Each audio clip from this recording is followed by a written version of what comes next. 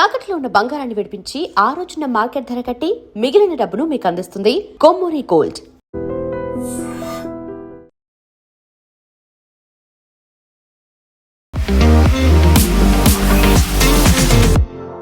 So budget గురించి బోల్డ్ and expectations ఉన్నాయి. But for the first time హిస్టరీలో ఒక సండే రోజు పెట్టారు అంటేనే చాలా హై ప్రయారిటీ కింద ఉంది అనుకున్నప్పుడు మనకు లభించింది ఏంటి, ఏమొచ్చింది, మనం ఎన్ని రిక్వెస్టులు చేసినప్పటికీ ఏది రాలేదు, కేవలం ఒక హై స్పీడ్ రైల్ తప్ప ఇంకేం లేదు అనేటువంటి మాట నిజం కాదంటారా? ఫస్ట్ ఆఫ్ ఆల్ బడ్జెట్ అంటే వీళ్ళు అర్థం చేసుకోవాలి. బడ్జెట్లో పాలసీ అనౌన్స్మెంట్స్ ఉండదు. ఏం చేయబోతున్నామని చెప్పేది బడ్జెట్ బయట వస్తుంది. బడ్జెట్ అంటే ఏంటి? వచ్చిన ఆదాయం ఎంత, ఖర్చు అయింది ఎంత, డెఫిసిట్ ఉంటే జిఎస్టీ కలెక్షన్ చూడండి. మీరు మొదలైనప్పుడు ఫస్ట్ జిఎస్టీ కలెక్షన్ 45,000 కోట్లంతా ఉండే నెలకి. ఇప్పుడు 2 లక్షలు నడుస్తుంది. అంటే ఆ బేస్ ఎక్స్పాండ్ చేశారు. ఈ budget is all about long term plan. బడ్జెట్లో ముందట్లాగా మేజర్ అనౌన్స్మెంట్ ఉండదు. మేము 10 ఎయిర్పోర్ట్లు కడతాము, మేము 30 ట్రైన్లు నడిపిస్తాము.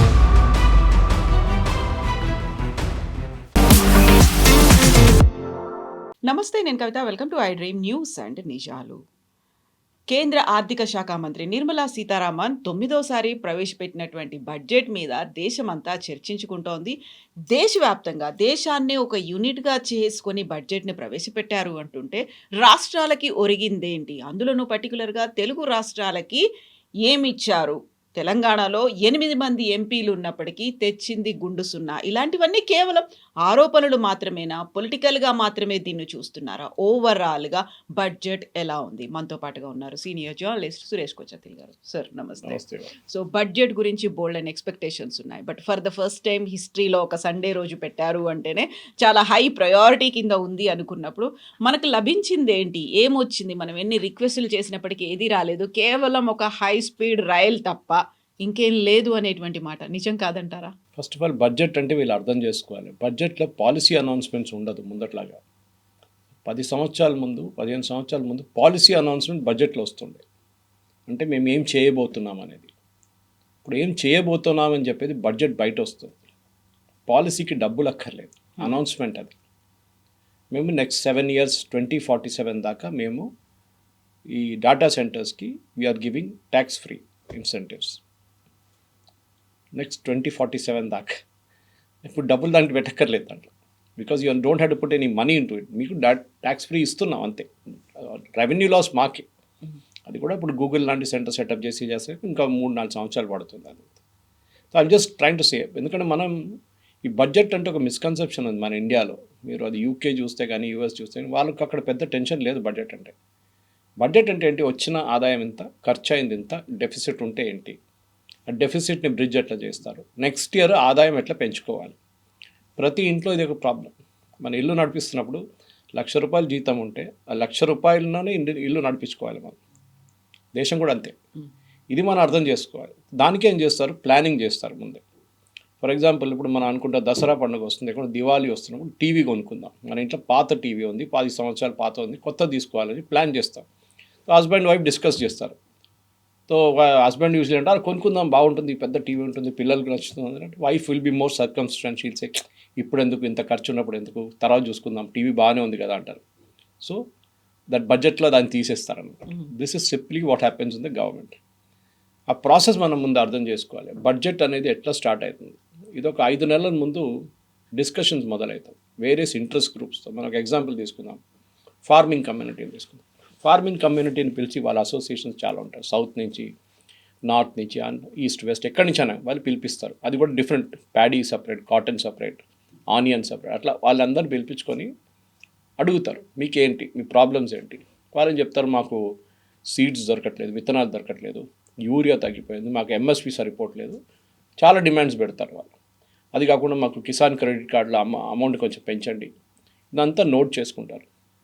ఇట్లనే దాని తర్వాత అగ్రికల్చర్ మినిస్ట్రీ వాళ్ళని పిలుస్తారు. చూడండి వీళ్ళు అంటున్నారు వీళ్ళకు ఎంఎస్పి సరిపోవట్లేదు అంటే వాళ్ళు ఏమంటారు, కాదు సరిపోతుంది, చూడండి మేము ఇంత ఇచ్చాము, లాస్ట్ 10 సంవత్సరాలు ఇంత పెంచుకుంటూ వెళ్ళాము, వాళ్ళ ప్రొడక్షన్ కాస్ట్ ఎంత, దాని మీద మేము 30% ఇచ్చి ఎంఎస్పి ఇస్తున్నాం అంటే దెన్ ఇట్స్ క్లారిఫైడ్. అట్లనే అన్ని సెక్టర్స్కి. సో లెదర్ ఇండస్ట్రీ, మీరు టెక్స్టైల్ ఇండస్ట్రీ, వీళ్ళందరినీ మినిస్ట్రీ వాళ్ళని పిలిపిస్తారు, వీళ్ళని పిలిపిస్తారు, గ్రూప్స్ని పిలిపిస్తారు. అందరితో చర్చ అయినప్పుడు దెన్ ఒక ఓవరాల్ పిక్చర్ వచ్చేస్తుంది, మనకి ఏం కావాలి, ఏం చేయాలి అనేది. అది వచ్చినప్పుడే మనకి మన వర్క్ స్టార్ట్ అవుతుంది. వాళ్ళు ఏం చేస్తారు, ఫస్ట్ ఒక డ్రాఫ్ట్ తయారు చేస్తారు, బడ్జెట్ డ్రాఫ్ట్. ఏంటంటే ఈ సంవత్సరం మనకి రాబోయే ఆదాయం ఎంత, ఇంకా కాలేదు కదా, వీఆర్ ఓన్లీ ఇన్ ఫిబ్రవరి, ఇంకా 2 నెలలు ఉన్నాయి. సో రాబోయే టిల్ డిసెంబర్ మనకి ఎంత వచ్చింది, జనవరి కూడా క్యాలిక్యులేట్ చేయలేము ఇప్పుడు. సో డిసెంబర్ దాకా మనకు వచ్చిన రెవెన్యూ ఎంత, మనం ఎస్టిమేట్ చేసిన రెవెన్యూ ఎంత, డెఫిసిట్ ఎంత, లేకుంటే ఓవర్ ద డెఫిసిట్ మనకు ప్లస్ ఎంత ఇస్తుంది అనమాట. So excess amount we are getting. అదన్నీ చూసిన తర్వాత వీళ్ళు ఓవరాల్గా అలాట్మెంట్ చేస్తారు ప్రతి మినిస్ట్రీకి. I just take an example. Last year 1,00,000 కోట్ల రూపాయలు ఇచ్చారు ఒక మినిస్ట్రీకి. ఈసారి 80,000 ఇవ్వలేము కదా, తగ్గిస్తే వాళ్ళు ఏడ్చుకుంటారు. ఎందుకంటే అదే మినిస్ట్రీ కింద ఒక 30 డిపార్ట్మెంట్లు ఉంటుంది, 20 ఇన్స్టిట్యూట్లు ఉంటుంది, ఒక 50,000 మంది ఎంప్లాయీస్ ఉంటారు, వాళ్ళ ప్రోగ్రామ్స్ ఉంటుంది, వాళ్ళ విత్తనాలు. ఇప్పుడు టెక్స్టైల్ అనుకోండి, టెక్స్టైల్ వాళ్ళకు కొన్ని ఇన్సెంటివ్స్ కానీ, వాళ్ళ యాన్ కానీ, కమిటీ చాలా ఉంటుంది ఎక్స్పెండిచర్ వాళ్ళకి. ఇదంతా చూడాలంటే వాళ్ళకు ఒక లిస్ట్ ఉంటుంది, దాని ప్రకారం నెక్స్ట్ ఇయర్ ఒక 10% అయినా పెంచాలి మనం. So they make an allotment for that అనమాట. అట్లనే మిగతా అన్ని మినిస్ట్రీస్కి ఒక ప్లాన్ చేసుకుంటారు. ఇట్లా కొత్త కొత్త స్కీమ్స్ అనౌన్స్ చేస్తారు. ఇప్పుడు high speed rail corridor announce చేశారు. రేపటి నుంచి పని స్టార్ట్ కాదు, అది టైం పడుతుంది. ఫస్ట్ ఆఫ్ ఆల్ సర్వే చేయాల్సి వస్తుంది, సర్వేకి ఒక బడ్జెట్ పెట్టాల్సి వస్తుంది, 50 కోట్లు 100 కోట్లు. వీళ్ళు ఒక టీం సర్వే చేస్తారు, 6 నెలలు 8 నెలలు పడుతుంది సర్వే. ల్యాండ్ ఎంత కావాలి, ఏ రూట్ నుంచి వెళ్తుంది, పక్కన ఈ ఉన్న ట్రాక్ పక్క నుంచి వెళ్ళాలన్నా, నీకు ఇంకెక్కడన్నా సెటప్ చేయాలన్నా, చాలా పని నడుస్తుంది. దాని తర్వాతనే ఒక ఎస్టిమేట్కి వస్తారు. ఓకే, మనకి ఇన్ని కిలోమీటర్లు ఉంటుంది, హైదరాబాద్ నుంచి Bengaluru high speed rail corridor 540 కిలోమీటర్లు ఉంటుంది, దానికి మనకి ఇంత కావాలి. Then comes the costing part of it. అది నెక్స్ట్ బడ్జెట్లో వస్తుంది. ఇప్పుడు అనౌన్స్మెంటే చేశారు అంతే. సో నెక్స్ట్ బడ్జెట్లో ఏం చేస్తారు, రైల్వే మినిస్ట్రీకి ఆ డబ్బులు ఇస్తారు వీళ్ళు. అది ఇంకోటి, ఎందుకంటే దీనికన్నా ముందు మనకు తెలుసు 15-20 సంవత్సరాల ముందు కూడా, 15 సంవత్సరాల ముందు రైల్వే బడ్జెట్ సపరేట్. అది ఇంకో డ్రామా ఉండే రైల్వే బడ్జెట్ అంటే ప్రతి యూనియన్ మినిస్టర్, ఏ రైల్వే మినిస్టర్ ఉన్నారో ఆయన కాన్స్టిట్యున్సీ నుంచి ఎన్ని ట్రైన్లు పోతాయి, ఎన్ని కొత్త ట్రైన్లు అక్కడి నుంచి మొదలైతే, ఎన్ని కొత్త ట్రైన్లు అక్కడ ఆగుతుంది, దాన్ని అనౌన్స్మెంట్స్ ఉంటుంది. అది గణికాంత్ చౌదరి గారు ఉండొచ్చు, మమతా బెనర్జీ ఉండొచ్చు, లాలూ ప్రసాద్ యాదవ్ ఉండొచ్చు, ఎవరైనా కానివ్వండి రైల్వే మినిస్టర్, వాళ్ళ కాన్స్టిట్యున్సీ నుంచి ట్రైన్లు పోవాల్సిందే. ఇప్పుడు చూడండి అట్లా కాదు కదా. ఇప్పుడు మనకి ఆ రైల్వే మినిస్ట్రీలో ఈ రైల్ కారిడార్తో సహా ఇంకా అనౌన్స్మెంట్ మనం చూడలేదు అసలు. ఉంది బడ్జెట్లో ఎక్కడో, కానీ 3 నెలలకు మోదీ గారు జెండా ఊపి 3 వందే భారత్ని పంపిస్తారు. ఇప్పుడు మనం అనుకుంటే దీని బడ్జెట్ ఎక్కడి నుంచి వచ్చింది, మనం అడగలేదే. దాని బడ్జెట్ ఆల్రెడీ అలోకేట్ చేశారు. బహుశా పోయిన సంవత్సరం చేస్తుంటారు, లేకుంటే దానికన్నా ముందున్న సంవత్సరం చేస్తుంటారు. ల్యాబ్స్ కాకుండా చూసుకున్నారు. అది దానికంటే కావాల్సిన ఎక్విప్మెంట్ అంతా ఆర్డర్ చేసుకున్నారు. నెక్స్ట్ 3 సంవత్సరాల్లో మనకి 50 వందే భారత్ ట్రైన్స్ కావాలి, అంటే కోచెస్ కావాలి, సెట్స్ అంటారు. ఒక they take a call on that 50 కావాలన్నా 100 కావాలో నాకు తెలియదు, కానీ I'm just taking a guess. Okay, దానికి ఎంత డబ్బులు కావాలి, దానికి ఇంత డబ్బులు కావాలి. రైల్వే బడ్జెట్లో ఎంత ఉంది, ఈ ఇయర్ ఎంత ప్రొడ్యూస్ చేయొచ్చు, ఈ ఇయర్ మనకి 25 ప్రొడ్యూస్ చేయొచ్చు, నెక్స్ట్ ఇయర్ 25. ఓకే, 25 బడ్జెట్ ఇది కేటాయిస్తారనమాట. చాలా కాంప్లికేటెడ్, అంత ఈజీ కాదు. దాని తర్వాత సెకండ్ డ్రాఫ్ట్ తయారు చేస్తారు. దాంట్లో అలొకేషన్స్ చూస్తారు. అంటే మాకు ఈ సంవత్సరం రావాల్సింది, I'm just ing a figure again, భారతదేశం బడ్జెట్ చాలా ఎక్కువ, 1000 రూపాయలు అనుకోండి మనకు రావాల్సింది. ఇప్పుడు దాకా వచ్చింది 750 రూపాయలే. ఇంకా 250 రూపాయలు 2 నెలల్లో రావాల్సి. యూజువలీ లాస్ట్ 2 మంత్స్లో పికప్ అవుతుంది కలెక్షన్స్. టార్గెట్ ఇస్తారు వీళ్ళు, ఇన్కమ్ ట్యాక్స్ డిపార్ట్మెంట్ కానీ మిగతా డిపార్ట్మెంట్, జిఎస్టీ వాళ్ళందరికీ ఉంటుంది. వాళ్ళు స్పీడప్ చేస్తారు కలెక్షన్. స్పీడప్ అయిన తర్వాత ఒక ఎస్టిమేషన్ వస్తుంది, బై ఏప్రిల్ ఒక తెలిసిపోతుంది. దానికన్నా ముందే వీళ్ళకి ఒక ఐడియా ఉంటుంది. ఓకే, ఈ సంవత్సరం మనకి 1000 కోట్లు కాకుండా ఒక 1000 కోట్ల 10 లక్షలు రావచ్చు, 20 లక్షలు, అంటే కొంచెం ఎక్సెస్. కానీ యూజువల్లీ ఎప్పుడు డెఫిసిట్ ఉంటుంది. మన ఖర్చులు మన జీవితం లాగానే, లైక్ మిడిల్ క్లాస్ ఫ్యామిలీ, ఖర్చులు ఎక్కువ, ఆదాయం తక్కువనే ఉంటుంది ఎంత అయినా కానీ. సో ఏం చేస్తారు, గవర్నమెంట్ బారో చేస్తారు. అంటే వాళ్ళు నోట్లు ప్రింట్ చేయలేరు, వాళ్ళు బారో చేస్తారు, మార్కెట్ నుంచి బారో చేస్తారు, ప్రజల నుంచే బారో చేస్తారు. యాక్చువల్లీ గవర్నమెంట్ ఏం చేస్తారు, ఒక 10,000 కోట్లు 20,000 కోట్లు 1,00,000 కోట్లు బారో చేస్తారు. ఆ బారో ఇంకొక లిమిట్ ఉంటుంది. ఈ ప్రాబ్లం ఎక్కడ వస్తుందంటే మన పర్సనల్ లైఫ్లో కూడా మనం చూస్తాం. ఒకసారి కొంతమంది వాళ్ళకి వచ్చే ఆదాయం కన్నా ఆల్మోస్ట్ 50% ఎక్కువ ఖర్చు పెడతారు. మీరు చూస్తుంటారు. అది ఏం చేస్తారు దానికి ఖర్చు ఎట్లా వస్తుంది? మా డబ్బులు లేవు కదా, డబ్బులు లేని డబ్బులు మీరు ఖర్చు పెట్టండి. మీకు Card ఉన్న use చేస్తారు. మంత్లీ శాలరీ 50,000 ఉంటే మీరు 75,000 ఖర్చు పెడుతున్నారు ఈఎంఐలు అది ఇది అని చెప్పేసి. క్రెడిట్ కార్డ్, పర్సనల్ లోన్ తీసుకుంటారు. లాస్ట్లో ఆ సర్కిల్లో డెట్ సర్కిల్లో వచ్చేస్తారు, మీరు కట్టలేకపోతారు. ఓకే, అది గవర్నమెంట్ కూడా అదే ప్రాబ్లం ఉంది. తెలంగాణ గవర్నమెంట్ ఉండొచ్చు, కేరళ గవర్నమెంట్ ఉండొచ్చు, మహారాష్ట్ర గవర్నమెంట్ ఉండొచ్చు, యూనియన్ గవర్నమెంట్ కూడా, వీళ్ళందరూ అప్పు తీసుకుంటారు.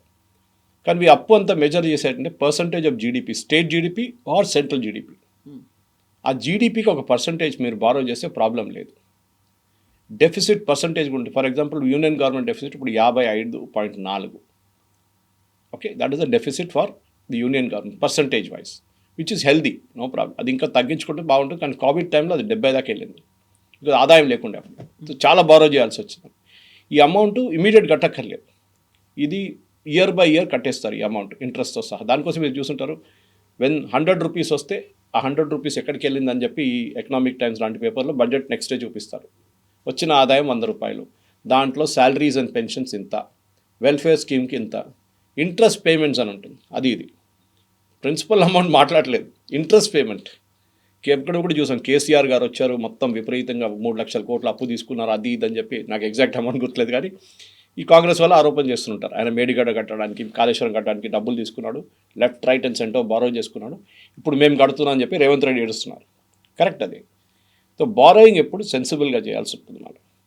కానీ మనం చూడాల్సింది ఏంటంటే, మనకి వచ్చే ఆదాయంలో క్యాపిటల్ అసెట్స్ క్రియేట్ చేస్తున్నామా లేదా. క్యాపిటల్ అసెట్స్ అంటే మీరు ఒక బిల్డింగ్ కడుతున్నారా, రోడ్ కడుతున్నారా, ఒక రైల్వే స్టేషన్ కడుతున్నారా, ఒక బస్ స్టాండ్ కడుతున్నారా, హాస్పిటల్ కడుతున్నారా, క్యాపిటల్ అసెట్స్ క్రియేట్ చేస్తాం. కాదు, మేము ఫ్రీ బస్ రైడర్ ఇస్తున్నాం మహిళలకి, క్యాపిటల్ అసెట్ లేదు దాంట్లో. మీరు ఖర్చు పెడుతున్నారు కానీ దానికి ఒక అసెట్ క్రియేట్ కావట్లేదు. మీరు 1,00,000 కోట్లు ఖర్చు పెట్టారు, సరే 1,00,000 కోట్లు ఖర్చు పెట్టి ఏం చేశారు దాంట్లో? ఏం లేదు, ఇచ్చేసాం, అయిపోయింది. నెక్స్ట్ ఇయర్ మళ్ళీ ఇవ్వాల్సి వస్తుంది. సో దెర్ ఇస్ అ పెద్ద డేంజర్. ఇప్పుడు 16 ఫైనాన్స్ కమిషన్ కూడా అదే చెప్పారు. కొన్ని స్టేట్స్ అయితే వాళ్ళ బడ్జెట్ది 18% దాకా ఫ్రీబీస్లు ఇస్తున్నారు. ఒక 5 సంవత్సరాల ముందు ఇది 3-4% ఉండే. అంటే మీ దగ్గర ఉన్న 100 రూపాయల్లో మీరు ఇంకెక్కడో ఖర్చు పెట్టాల్సింది తీసేసి, బ్రిడ్జ్ కట్టాల్సింది, రోడ్లు కట్టాల్సింది, స్కూల్ కట్టాల్సిన డబ్బులు తీసుకొని, హెల్త్ కేర్ మీద ఖర్చు డబ్బులు తీసుకొని మీరు ఫ్రీబీస్కి ఇస్తున్నారు. మీకు ఎక్స్ట్రా అమౌంట్ ఎక్కడ రావట్లేదు, ఉన్న అమౌంట్ అడ్జస్ట్ చేసుకోవాల్సి వస్తుంది. ఫైనాన్స్ మినిస్టర్ పని అది. ఇది చాలా డేంజరస్. బట్ కొన్ని సిల్వర్ లైనింగ్స్ ఉన్నాయిలే. ఎందుకంటే ఈ బడ్జెట్ నేను చెప్పాను చూడండి, మన మిడిల్ క్లాస్ ఎక్స్పెక్టేషన్ అంటే ఇన్కమ్ ట్యాక్స్ తగ్గిందా, మనకి ఇంకేమైనా తగ్గిందా. జిఎస్టీ వచ్చిన తర్వాత, జిఎస్టీ బడ్జెట్ నుంచి బయటికి వెళ్ళిన తర్వాత బడ్జెట్లో రొమాన్స్ పోయింది మొత్తం. అంత టెన్షన్ లేదు బడ్జెట్. మీరు చూడండి, ముందు బడ్జెట్ ప్రజెంట్ చేస్తున్నప్పుడు యశ్వంత్ సిన్హాను, అది మన దానికన్నా ముందున్న ఫైనాన్స్ మినిస్టర్స్ ఎవరైనా, మన్మోహన్ సింగ్ గారు కూడా ప్రజెంట్ చేశారు ఒక్కోసారి, అరుణ్ జైట్లీ గారు, చిదంబరం చేశారు. అప్పుడు చాలా టెన్షన్ ఉండే, ఏం పెంచేస్తారో, సిగరెట్ పెంచిపోతే మందు పెంచుతారో, అక్కడ చెప్పులు కాస్ట్లీ అవుతుందో, లేకుంటే ఇక్కడ టెలివిజన్ సెట్ కాస్ట్లీ అవుతుందో, ఇదే ఉంటుంది. ఇప్పుడు అదంతా జిఎస్టీ బయటికి వెళ్ళిపోయింది. ఇప్పుడు ఆ జిఎస్టీ ఎలిమెంట్ వెళ్ళిన తర్వాత బడ్జెట్లో ఎక్కువ ప్రొనౌన్స్మెంట్స్ లేవు. ఈసారి జిఎస్టీ రేషనలైజేషన్ జరిగినప్పుడు మనకు గుర్తుంటుంది, 4 స్లాబ్ నుంచి 2 స్లాబ్ చేశారు. అది అవుట్ సైడ్ బడ్జెట్ జరిగింది. అది కూడా 6 నెలల ముందు.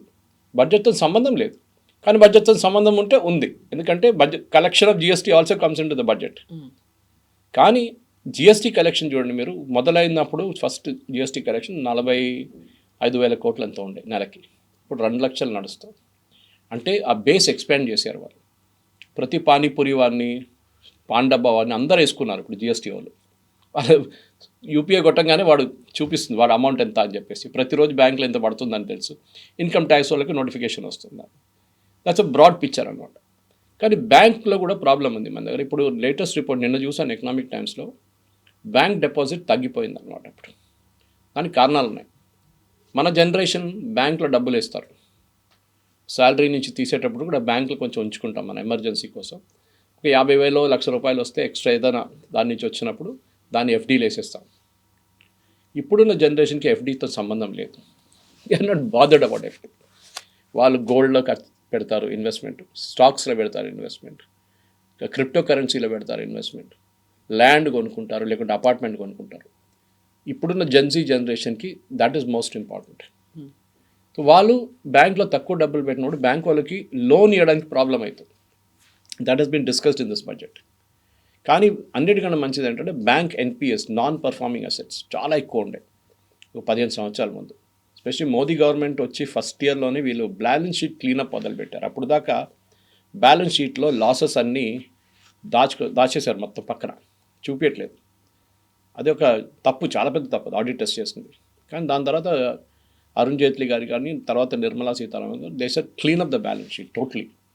ఆ బ్యాలెన్స్ షీట్ క్లీనప్లోనే చాలా మటుకు బ్యాంక్స్లో ఉన్న చాలా అమౌంట్స్ రైట్ ఆఫ్ చేయాల్సి వస్తుంది, లేకుంటే వేవ్ ఆఫ్ చేయాల్సి వస్తుంది. ఈ టర్మ్ మీరు వినుంటారు. మోదీ గవర్నమెంట్ 1,00,000 కోట్లు రైట్ ఆఫ్ చేసేసారు, ప్రజల డబ్బులు, ప్రజల సొమ్ము అదానీ, అంబానీ, విజయ్ మాల్యా, మెహుల్ చోక్సీ, నీరవ్ మోడీ తీసుకెళ్ళిపోయారు. కాదు, right of is accounting term. మీరే కామర్స్ స్టూడెంట్ దగ్గర అడగండి, లేకుంటే చార్టర్డ్ అకౌంట్ దగ్గర చెప్తారు. బ్యాలెన్స్ షీట్ని బ్యాలెన్స్ చేయాలంటే లెఫ్ట్ ఉన్న అమౌంట్, రైట్ ఉన్న అమౌంట్ ఒకటే ఉండాలి. సో మీ దగ్గర డెఫిసిట్ ఉంటే మీరేం చేస్తారు, మీ దగ్గర డబ్బులు రావాలి, ఎవడో మీకు డబ్బులు ఇవ్వలేదు, కానీ మీ అకౌంట్లో ఆ డబ్బులు ఉంది, ఇవ్వాల్సి వస్తుంది. మీకు వస్తుంది, ఏదో ఒక రోజు వస్తుంది, ఇప్పుడు రాలేదు. సో మీరు రైట్ ఆఫ్ చేసి ఏం చేస్తారంటే బ్యాలెన్స్ షీట్లో అది ట్రాన్స్ఫర్ చేసి ఒకసారి ఏఆర్సీ కంపెనీస్ పంపిస్తారు. ఇది అసెట్ రీకన్స్ట్రక్షన్ కంపెనీస్. మీరు చూస్తుంటారు, ఒక్కొక్కసారి కొంతమంది పేమెంట్ చేయకపోతే బ్యాంక్ వాళ్ళు కాల్ చేయరు, ఎవరో కలెక్షన్ ఏజెంట్ వాళ్ళు కాల్ చేస్తారు. దాని తర్వాత it is there responsibility collect. వాళ్ళకి వీళ్ళు 1000 కోట్లు మాకు రావాల్సింది, మీరు తీసుకోండి అంటే వాళ్ళు ఒక డిస్కౌంట్ తీసుకుంటారు. దాని నుంచి 200 కోట్లు మా కమిషన్ ఇవ్వండి, మా ఖర్చులు ఉంటుంది, ఎందుకంటే అంతా చేసి చేయాల్సి వస్తుంది. అమౌంట్ రాదని కూడా గ్యారంటీ లేదు, అది కూడా లేదు. So bank NPS is very healthy sign. ఇప్పుడు ఓన్లీ 0.5%. చాలా మటుకు మన బ్యాలెన్స్ షీట్ క్లీనప్ చేశారు బ్యాంక్స్ది, which is a great thing. ఎందుకంటే బ్యాంక్ డబ్బులు సొమ్ము ప్రజల సొమ్ము. అది యాక్చువల్లీ అది పోతేనా అది ఎవరు తీసుకెళ్ళినా కానీ, ఇప్పుడు విజయ్ మాల్యా గురించి ఇంత చెప్పినా కానీ, Vijay Mallya total out standing was 9,000 crores.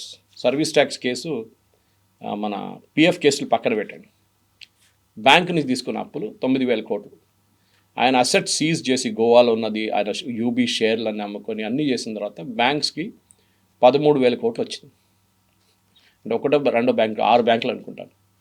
అంటే వాళ్ళకు మోర్ దెన్ ద అమౌంట్ వచ్చేసింది, principal of interest. So bank cleanup చాలా బాగా జరుగుతుంది. ఇంకోటి అంటే మన ఈ బడ్జెట్ అర్థం చేసుకోవాలి, especially this budget, Nirmala Sitharaman గారిని ప్రజెంట్ చేసిన బడ్జెట్.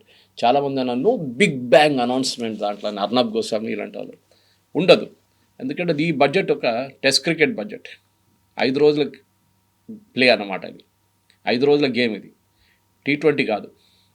యూజువలీ బడ్జెట్ T20లో ఉంటుంది. సో నిర్మలా సీతారామన్ గారు ఏం చేశారంటే, okay now we're stable, economy స్టేబుల్గా ఉంది, one of the fastest growing economies. NPAs ఇప్పుడు నేను చెప్పిన దాని కంట్రోల్లో ఉంది, డెఫిసిట్స్ కూడా కంట్రోల్లో ఉంది, మన ఇన్ఫ్లేషన్ కూడా కంట్రోల్లో ఉంది. So we have enough time to breathe. 3 సంవత్సరాలు ఇంకొంది నెక్స్ట్ ఎలక్షన్కి. ఒక రోడ్ మ్యాప్ వేద్దామని చెప్పి చాలా మటుకు ప్రొనౌన్స్మెంట్స్ చేశారు. దాంట్లో మీరు చూసుంటారు, ఇప్పుడు ఇన్ఫ్లేషన్ కూడా చాలా తక్కువ, 3% కన్నా తక్కువ. దానికన్నా తక్కువ వెళ్ళకూడదు, వెళ్తే ప్రాబ్లమ్ స్టాగ్ఫ్లేషన్ అయిపోతుంది, కన్జంప్షన్ ఉండదు మార్కెట్లో, కొనడానికి ఎవరు కొనరు, అది కూడా ప్రాబ్లం ఉంటుంది, కొనాల్సిందే అనమాట. ఇప్పుడు జరిగిన దాంట్లో మనం చూసాం, ఈ one of the major announcement ఏంటంటే డేటా సెంటర్స్కి, మన దగ్గర ఉన్న డేటా సెంటర్స్ సెటప్ చేసో లేకుంటే సెటప్ చేసిన దాంట్లో ఇన్వెస్ట్ చేసిన వాళ్ళకి 2047 దాకా they given a tax waiver. Tax ఉండదు మీకు, ఇన్కమ్ ట్యాక్స్, మీరు ట్యాక్స్ కట్టక్కర్లేదు, కార్పొరేట్ ట్యాక్స్ ఏదైనా కానీ. అది ఎందుకు చేస్తున్నారంటే చాలా మటుకు మన డేటా తీసుకెళ్ళి ఫారిన్ కంట్రీస్లో పెట్టుకున్నారు వీళ్ళు. అది మీ ఫేస్బుక్ అకౌంట్ ఉండొచ్చు, మన ట్విట్టర్ అకౌంట్ ఉండొచ్చు, మన కొన్ని ఇంటర్నేషనల్ సబ్స్క్రిప్షన్స్ ఉండే, అదన్నీ డీటెయిల్స్ అక్కడ ఉంటుంది. ట్విట్టర్ దగ్గరనో ఎవరైనా యూఎస్లోనో యూరోప్లోనో పెట్టుకుంటారు. Even government accounts, government data కూడా ఒకసారి అక్కడ పెట్టుకుంటారు నాకు తెలియకుండా. ఇప్పుడు జీమెయిల్ ఉందనుకోండి, జీమెయిల్ సర్వర్ ఇండియాలో లేదు, బయట ఉంది. రేపు పొద్దున ఆ జీమెయిల్ వాడు అంటాడు భారతదేశంలోనే మొత్తం అకౌంట్ నేను బ్యాన్ చేసేస్తున్నాను అని చెప్పి ఆఫ్ చేసేస్తే ఎవరు ఏం చేస్తారు? గూగుల్ వాళ్ళు చేసినప్పుడు యూ కెనాట్ డూ ఎనీథింగ్. దానికి ఒక ఎగ్జాంపుల్ ఇస్తాను కవిత గారు మీకు. మన దగ్గర నియారా అని చెప్పి ఒక ఆయిల్ కంపెనీ ఉంది, వాళ్ళ కొన్ని పెట్రోల్ బంక్ కనిపిస్తుంది మీకు అక్కడక్కడ. They have investment from Rosneft, Russian company, oil company. వాళ్ళు IOCL ఈ 2 కంపెనీలు రష్యా దగ్గర నుంచి ఆయిల్ కొన్నారు చాలా సంవత్సరాలు మన దగ్గర. దానికి US శాంక్షన్స్ పెట్టారు, యూరోప్ శాంక్షన్స్ పెట్టారు. యూరోప్ ఏం చేశారంటే నియారాని కాదు, any company dealing with Russia వాళ్ళ మీద బ్యాన్ పెట్టేశారు. వాళ్ళు ఏం యూజ్ చేసినా అది బ్యాన్, అంటే అమౌంట్ బ్యాంక్లోని అమౌంట్ సీజ్ చేసుకున్నారు, వాళ్ళు ఇంకా పేమెంట్ చేయాల్సిన అది కూడా సీజ్ చేసుకున్నారు, అన్ని అసెట్స్ కూడా సీజ్ చేసుకున్నారు. భారతదేశంలో అసెట్స్ సీజ్ చేయలేరు, వాళ్ళు ఇక్కడ ఉన్నారు నయారా. వాళ్ళు ఏం చేశారంటే నయారా యూజ్ చేసే ERP సాఫ్ట్వేర్ SAP వాళ్ళది, SAP జర్మనీ. వాళ్ళు ఒకరోజు పొద్దున నయారా వాళ్ళు వచ్చి వాళ్ళ సిస్టమ్స్ ఆన్ చేస్తే పనిచేయట్లేదు. ఏంట్రా అని చెప్పి లోకల్ ఆఫీస్ ఫోన్ చేసి చాలా పెద్దది ఈఆర్పీ వాళ్ళది. So it's controlling so many petrol bunks, refineries, అది ఇది అన్ని దాని మీద డిపెండెంట్ ఉంది. ఏంటని అడిగితే ఇండియా ఆఫీస్ అంటే మాకు తెలియదు, మాకు యూరోప్ నుంచి ఇన్స్ట్రక్షన్స్ వచ్చింది, మీరు రష్యాతో డీల్ చేస్తున్నారు కదా, మీ ఈఆర్పీని డీయాక్టివేట్ చేయమన్నారు అని చెప్పి. ఆలోచించండి, డబ్బులు కట్టి కొనుక్కున్న ఈఆర్పీని ఓవర్ నైట్ డీయాక్టివేట్ చేసేసారు వాళ్ళు జర్మనీ నుంచి. ఇండియన్ కంపెనీ ఏమంటున్నారు, శాప్ ఇండియా మాకు తెలియదు అంటున్నారు. వాళ్ళు చేశారు, మేమేం చేయలేము. This is the danger. రేపు ఏదైనా చేయొచ్చు మనతో. ఇప్పుడు చూసినాం మనం, రష్యా వార్ మొదలైనప్పుడు రష్యాకి $200 బిలియన్ యూరోప్లో ఉన్న బ్యాంకులలో డబ్బులు ఉంటాయి. అది వాళ్ళ ఖర్చులకి దానికి దీనికి పేమెంట్స్కి వాడుకున్నారు గవర్నమెంట్, రష్యన్ గవర్నమెంట్. యూరోప్లో చేయాల్సిన పేమెంట్స్, అక్కడి నుంచి వచ్చే పేమెంట్స్ అంతా అకౌంట్లో యాక్టివ్గా ఉన్నాయి, London and some other places.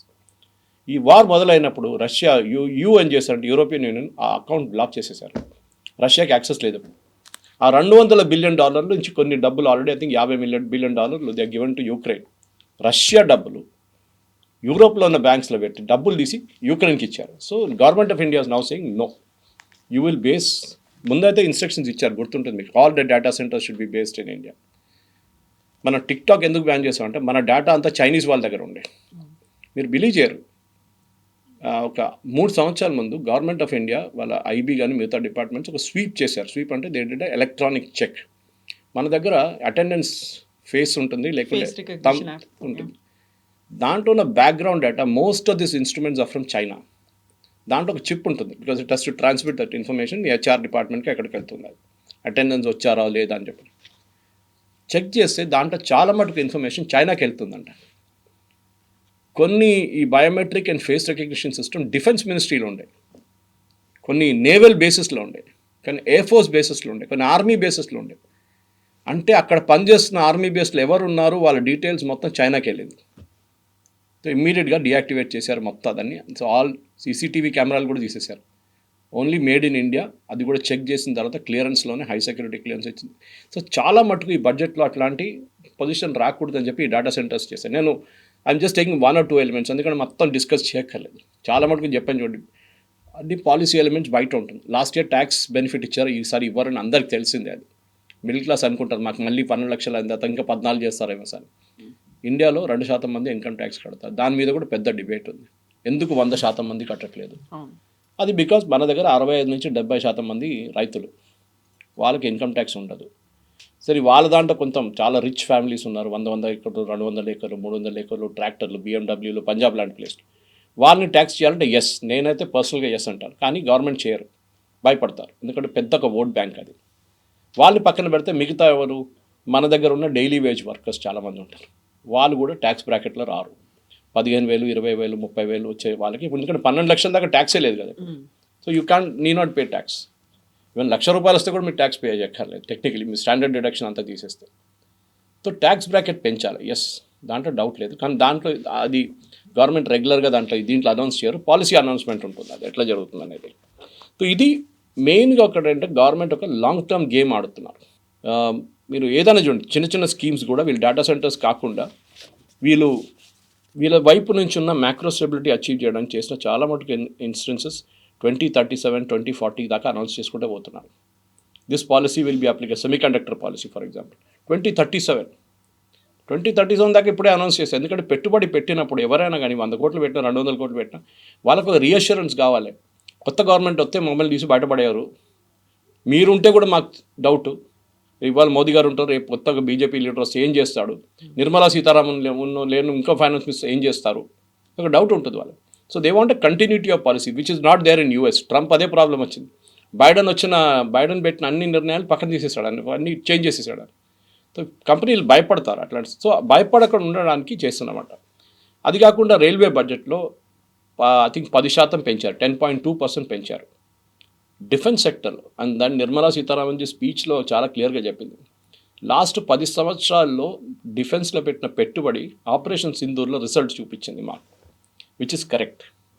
ఎందుకంటే ఆపరేషన్ సింధూర్లో అది బ్రహ్మోస్ ఉండొచ్చు, ఆకాష్ ఉండొచ్చు, ఈవెన్ S-400 మీద ఏమైనా పెట్టుబడి ఉండొచ్చు, అన్నీ పనిచేసినాయి అనమాట, even రఫాల్. So we have to invest more. So ఈసారి 15% పెంచారు డిఫెన్స్ బడ్జెట్ లాస్ట్ ఇయర్తో పోలిస్తే. And one element and one more important thing అంటే ఇన్నోవేషన్ అనే ఒక కాన్సెప్ట్ పెట్టారు. పొట్టిగా it is not just production or something like that, innovation కూడా పెట్టారు. ఇన్నోవేట్ చేయండి డిఫెన్స్లో. ప్రైవేట్ సెక్టర్ చాలా కంపెనీలు ఉన్నారు ఇప్పుడు డిఫెన్స్ సెక్టర్లో, ముందట్లా కాదు.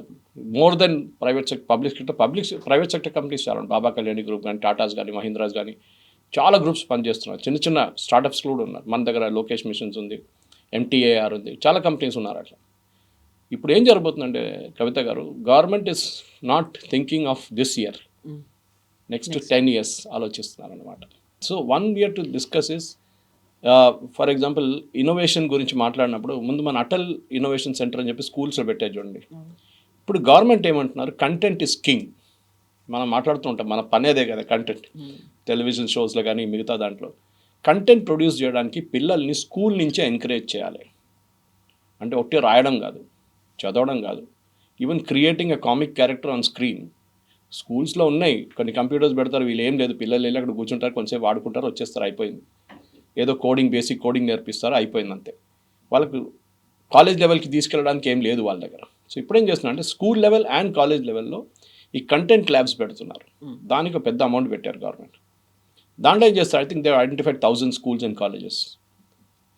చిన్నప్పటి నుంచే వీళ్ళని యానిమేషన్ కానీ, మిగతా గేమింగ్ కానీ, ఇట్లాంటి కాన్సెప్ట్స్ మీద పని చేపిస్తారు వీళ్ళతో. అది ఒక్కొక్క గ్రేడ్లో ఒక్కొక్కటి ఉంటుంది అనమాట. So as you keep going up me skill improve అవుతుంది. మీరు కాలేజ్కి వెళ్ళినప్పుడు ఇంకా ఇంప్రూవ్ అవుతుంది. దాని తర్వాత మీరు ఇంజనీరింగ్ చేస్తారో, ఏం చేస్తారో, డిజైన్కి వెళ్తారో, ఏదైనా చేయండి మీరు, but the skill will stay with you. మనకు కావాల్సింది ఇది. Science, maths, physics, chemistry, biology, geography, moral science, ఇదే నడుస్తుంది చిన్నప్పటి నుంచి. మనకు కావాల్సింది we have to learn technical things. నేను ఎప్పుడు చెప్తూనే ఉంటాను చూడండి, మనకు IITs చాలా ఉన్నాయి. లాస్ట్ 10 సంవత్సరాలు చాలా వచ్చినాయి IITs. I think we should stop, ఎందుకంటే డైల్యూట్ అయిపోతుంది స్టాండర్డ్స్ ఇప్పుడు IITది. మనకు కావాల్సింది ITIs. మన పిల్లల్ని ITIలో ట్రైన్ చెప్పాను. మన దగ్గర ఎవరు ప్లంబర్గా పనిచేయడానికి రెడీ లేరు, ఎలక్ట్రీషియన్గా పనిచేయడానికి రెడీ లేరు, ఎయిర్ కండిషనింగ్ మెకానిక్గా పనిచేయరు, కార్పెంటరీ పనిచేయరు. మీరు అబ్రాడ్ వెళ్ళండి, it's a big profession there. మన దగ్గర ఈ ప్రాబ్లం ఉంది. దానికోసం అర్బన్ కంపెనీ లాంటి కంపెనీలు పనిచేస్తున్నారు, వాళ్ళు దాంట్లో ఇంత సక్సెస్ఫుల్గా అయ్యారన్నమాట. ఇది మనం అర్థం చేసుకోవాలి. చిన్నప్పటి నుంచే పిల్లలు నేర్పి this is a good move done by the government అనమాట. కార్పొరేట్ వైపు చూస్తే కార్పొరేట్ ట్యాక్స్ రెవెన్యూస్ పెరిగింది ఈ సంవత్సరం. అయితే in fact it has gone up strongly. Physical deficit నేను చెప్పాను చూడండి 54.5 ఉంది ఇప్పుడు. ఇన్ఫ్యాక్ట్ ఇన్కమ్ ట్యాక్స్ తగ్గించిన తర్వాత కూడా 12 లక్షలు తగ్గించిన తర్వాత ఈసారి till December I think it's 6.5% growth ఉంది ఇన్కమ్ ట్యాక్స్ది. అండ్ చాలా మటుకు అనలిస్ట్ ఏం చెప్తున్నారు, నిన్న కూడా చూశాను నేను టీవీలో, దట్ గవర్నమెంట్ చెప్తున్న 7.4 GDP గ్రోత్ కాకుండా ఈసారి 8% దాకా కూడా వెళ్ళొచ్చు, which is what world bank is also predicting. IMF, world bank అదే చెప్తున్నారు, it will be very strong beyond 7.8. So 8% వస్తే బాగుంటుంది. సో మనం ఏం అర్థం చేసుకోండి, ఇప్పుడు ఎప్పుడు చైనా అని కంపేర్ చేస్తాం మనం కవిత గారు. చైనా సౌత్ ఏషియన్ క్రైసిస్ వచ్చినప్పుడు, ఎకనామిక్ క్రైసిస్ వచ్చిన టైంలో ఒక 10 years China did very well, double digit growth వచ్చింది వాళ్ళకి. అది మనం మర్చిపోకూడదు. We have to achieve double digit growth somewhere. 5 సంవత్సరాల తర్వాత మన డబుల్ డిజిట్ గ్రోత్ మొదలవుతుంది అన్నమాట. అది మొదలైనప్పుడే మనకి we can pick up to somewhere and 9% గ్రోత్కి రావచ్చు మనం. ఆ 9% వస్తే చాలు, then we can pick up from there and run with it అనమాట. 2001 నుంచి 2007 I remember that China's growth was actually in that phase. Double digit అంటే 10% అండ్ మోర్ వాళ్ళ గ్రోత్. ఇప్పుడు మళ్ళీ తగ్గి కిందకి వచ్చారు వాళ్ళు. మనం ఇప్పుడు 7.2 ఉన్నాం, 8కి వచ్చామనుకోండి, నెక్స్ట్ 9. కోవిడ్ తర్వాత చాలా దేశాలు ఇంకా రికవర్ చేయలేదు. ఇంకా యూరోప్ చూడండి, US చూడండి, అందరూ 4.5, 2.3 ఆ రేంజ్లో ఉన్నారు అందరు. మనం ఇప్పుడు కూడా 7లో we are consistently at 7.5. So GDP growth అది, it is not GDP. GDP ఎంత పెరిగింది, 100 నుంచి 150కి వెళ్ళిందా, 100 నుంచి 110కి వెళ్ళిందా, 100 నుంచి 120కి వెళ్ళిందా, that is what we're looking at అనమాట. సో లాంగ్ టర్మ్ ప్లాన్ నడుస్తుంది ఇప్పుడు. ఈ budget is all about long term plan. బడ్జెట్లో ముందట్లాగా అనౌన్స్మెంట్స్ ఉండదు, మేజర్ అనౌన్స్మెంట్ ఉండదు. మేము 10 ఎయిర్పోర్ట్లు కడతాము, మేము 30 ట్రైన్లు నడిపిస్తాము, మేము అది ఇస్తాము, మేము ఇది ఇస్తాము, ఏమి ఉండదు. All those are policy announcements which is made outside the budget. డబ్బులు పెట్టక్కర్లేని అనౌన్స్మెంట్స్ అంతా బయట చెప్తారు. డిఫెన్స్ సెక్టర్కి మేము 15% పెంచాము, ఇప్పుడు వాళ్ళు అనౌన్స్మెంట్ చేస్తారు ఆ 15% మేము ఎట్లా ఖర్చు పెడతాం. రైల్వేకి 10% ఎక్కువ ఇచ్చాం, నెక్స్ట్ ఇయర్ మేము 12 వందే భారత్ నడిపిస్తాం. That is announcement they will make. ప్రతి మినిస్ట్రీ, అశ్విని వైష్ణవ్ గారు అది చూసుకుంటారు, రాజ్నాథ్ సింగ్ డిఫెన్స్ చూసుకుంటారు, వచ్చిన డబ్బులు వాళ్ళు పంచిపెట్టుకుంటారు అనమాట. సార్ బోల్డ్ అని ఎపిసోడ్స్ కూడా ఉన్నాయి మాట్లాడుకోవడానికి. డెఫినెట్, ఎందుకంటే చాలా మటుకు నాకు నచ్చింది ఏంటంటే ఐఎమ్ ఎ ఫర్మ్ బిలీవర్, ఎందుకంటే నేను ఎకనామిక్ టైమ్స్లో పనిచేసిన మనిషి. నేను ఆ టైంలో బడ్జెట్ అనగానే మాకు ఆ వీక్ ఎవరికి లీవ్ కూడా ఇవ్వరు మాకు. లెక్కలన్నీ చూస్తూ ఎందుకంటే ఇది రా డేటా వస్తుంది, మళ్ళీ ఇమ్మీడియట్ నెక్స్ట్ డే గ్రాఫిక్స్ అది ఇది కాపీలు పెంచేస్తారు, సేల్స్ పెరిగిపోతుంది. ఎకనామిక్ సర్వే సేల్స్ 30,000 కాపీలు 40,000 కాపీలు పెరుగుతుంది ప్రింట్ ఎకనామిక్. ఇప్పుడు చూడండి ఎక్సైట్మెంట్ లేదు. ఇప్పుడు చూస్తున్నాం బడ్జెట్ అయిపోయిందా అంతే. దాని తర్వాత కొంతమంది అనలిస్ట్ ఫిక్కీ లాంటి లేకుంటే హెచ్ఎంఏ లాంటి ప్లేసెస్లో సిఐఏ లాంటి వాళ్ళు కొంచెం అనాలిసిస్ చేస్తారు అంతే. అనాలిసిస్ ముందు కూడా నాని పాల్కే వాళ్ళే చేస్తుండే analysis. To do it in bourbon స్టేడియంలో చేస్తుండే ఆయన. అంతమంది వస్తారు ఆయన వినడానికి. ఇప్పుడు ఒక మీట్ పెడితే 300 మంది కూడా రారు. వాళ్ళు ఏమైనా అడిగితే మాకు తెలుసులే అంటారు వాళ్ళు. సో ఇది బడ్జెట్ అనేది మనకు నార్మల్ మిడిల్ క్లాస్ యాటిట్యూడ్ ఏంటంటే నాకేముంది దీంట్లో, మనం అది మర్చిపోవాలి. మనకి ఏముంటుందని సంవత్సరంలో మొత్తం చెప్పుకుంటే పోతారు వీళ్ళు. ఆ పాలసీ అని అనుకుంటే అప్పుడు మనం అర్థం చేసుకోవాలి. ఇల్లు ఎట్లా నడిపిస్తున్నామో బడ్జెట్ కూడా అంతే, ప్రభుత్వాన్ని అంతే. Thank you very much.